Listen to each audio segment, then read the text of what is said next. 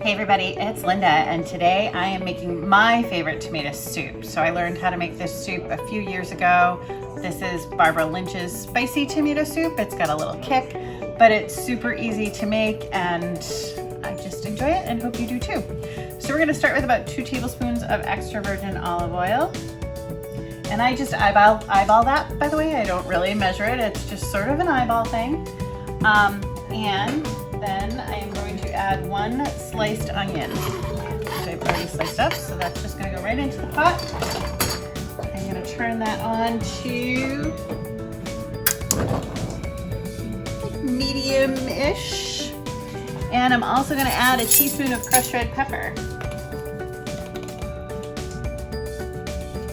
And I'm just going to let those onions soften up and cook with the crushed red pepper.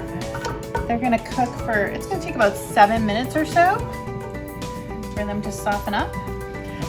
Not looking to really brown the onions, just cook them till they're soft. You can cover them if you want. It does help them sort of sweat a little bit. I don't add salt to this to get the water to come out. I wait until the end and use salt to season it. So these have started to lighten up. They've also started to brown a little bit. It's not really brown, it's just the color from the crushed red pepper, and you can actually smell the crushed red pepper in here. So just kind of take that into consideration. If you like things spicy, add a little more, but if you're not sure, I always say start with a little less. So now I'm gonna add 2 cans of whole plum tomatoes.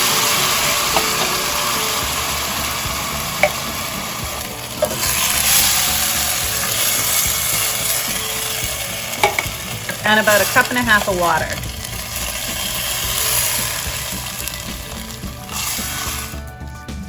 That is it. I'm gonna give these a good stir. Let them simmer for about half an hour. After that half an hour is up, we're gonna blend it and strain it and put it back in the pot to cook a little bit more.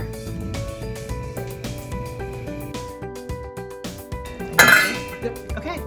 So our soup has been simmering for about half an hour. We're gonna move over to the blender and blend it up and strain it and throw it back in the pot. So we are gonna put this in the blender very carefully because it is hot.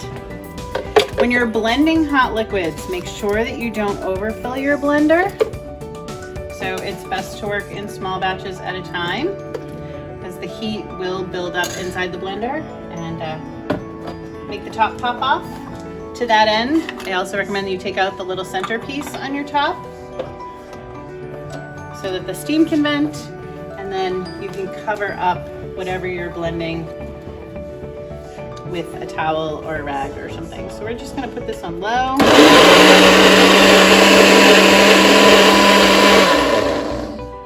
Blend it up.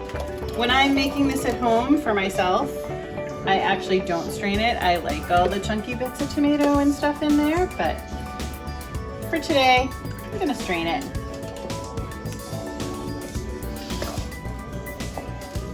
I'm just gonna let it drain into that bowl, go through the whole pot, and then we'll put it back on the stove and add some basil and let it simmer till we're ready to serve. All right, so this has all been processed and strained, and I am gonna pour it back into my pot. Add a little bit of basil that I sliced up earlier. And let that simmer again until I'm ready to serve, and then each serving will get topped with a fresh sprig of basil.